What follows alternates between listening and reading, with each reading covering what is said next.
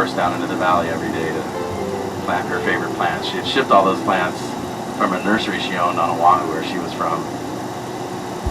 And she only got to spend 4 months here because even though she was no longer the queen, the king at that time was her brother-in-law, Kamehameha V, and he had made her the minister of medicine and education. And he was trying to get her to go back to Oahu almost the whole time that she was here. Finally, she had to capitulate and attend to those duties.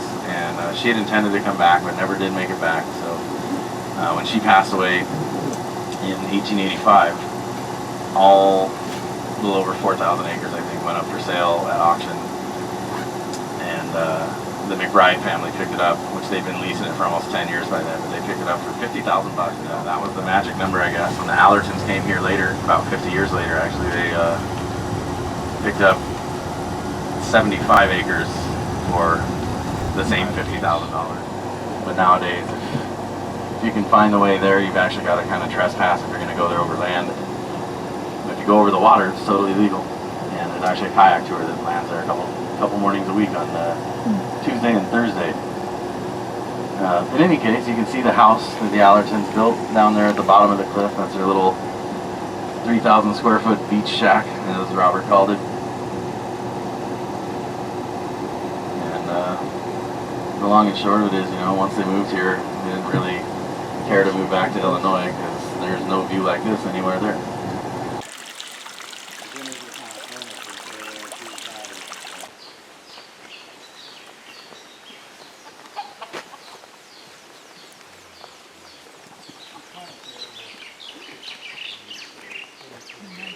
Their whole life, like designing. Basically, sort of selectively bred by gardeners for the color pattern. They call them money trees just to save the green, or like American money, and most of them have a pink margin on it.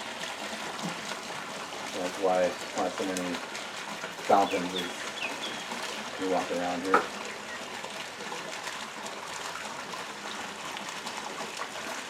Now, one of the things that she also kind of demonstrates, I guess, is another interesting facet of the trust to me. When the Allertons were alive, they paid guys to clean the staffs every day. It's also, I don't know, sometimes I have to guess at what the intent of things are.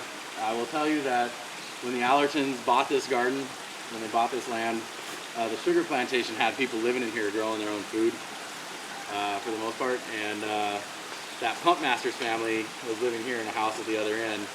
And the father and the mother were from Japan, and they were growing rice and terrace patties right here. Wow. So I don't know if this is necessarily supposed to be an homage to that. I have a hard time thinking that's a coincidence, but I can't really say for sure. But it definitely, to me, connects the dots of the history a little bit. Kind of drained down into here, and it was always mucky, like really mucky compared to even today. And they wanted to dry it out to make the 3 pools. So first, they had to drain the swamp. Anyway, first they had to drain it up there, so they ran it down the waterfall, down the ditch, and they wanted to let the human birds in a good way.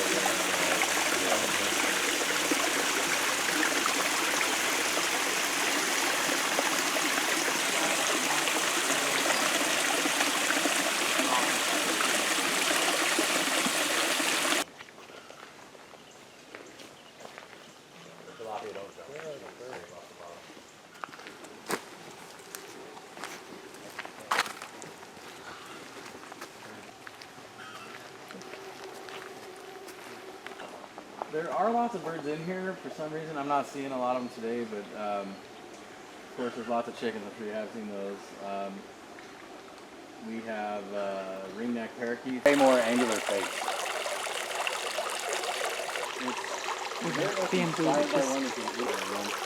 And Allerton initially was kind of this big palace and garden that 7 times the size of this. It's got the same number of chambers. It goes down into the hill and solid sports and involved in the castle and the church. And I think the Allertons are crossed by the one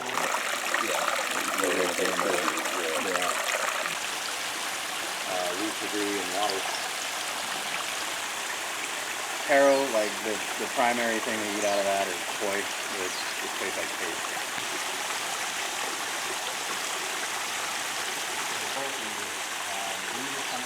attached to it.